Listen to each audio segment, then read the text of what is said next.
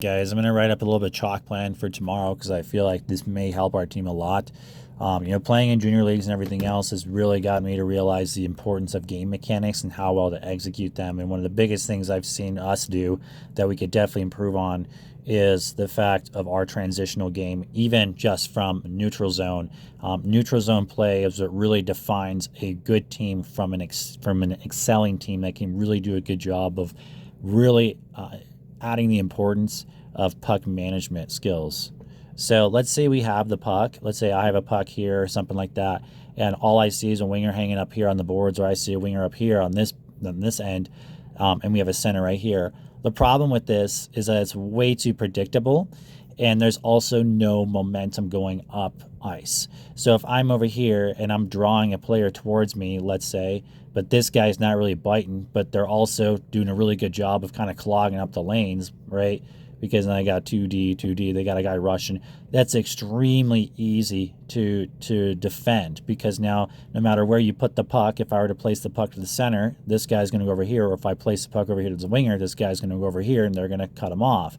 So the problem is that once you get the puck, let's say I pass it to this winger and this guy catches it, the problem is now he's caught the puck, now he has to turn around and he also has to pick up his head, and now he's got two guys going on him.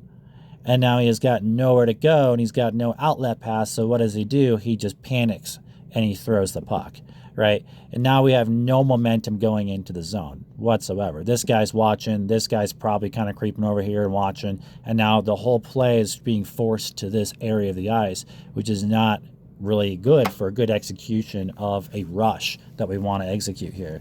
So instead of kind of getting trapped on the ice and getting trapped in our lanes, I hear a lot of people saying that, where people are saying, yeah, they did a really good job of clogging the lanes. Well, if that's the case, it means that our transitional game and our rush is not being executed very properly.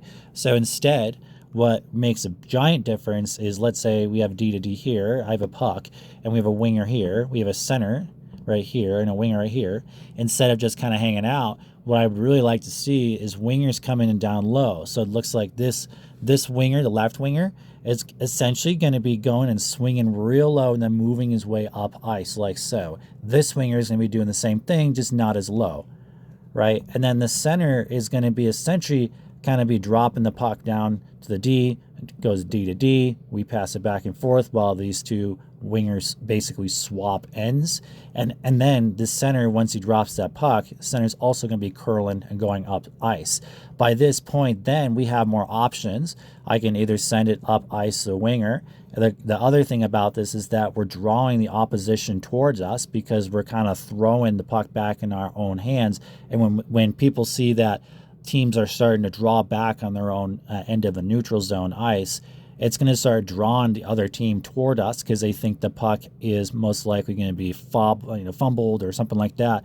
When in reality, all we're doing is we're drawing the opposition toward us so we can allow more opportunity and more space for our wingers to skate and more space for our centers.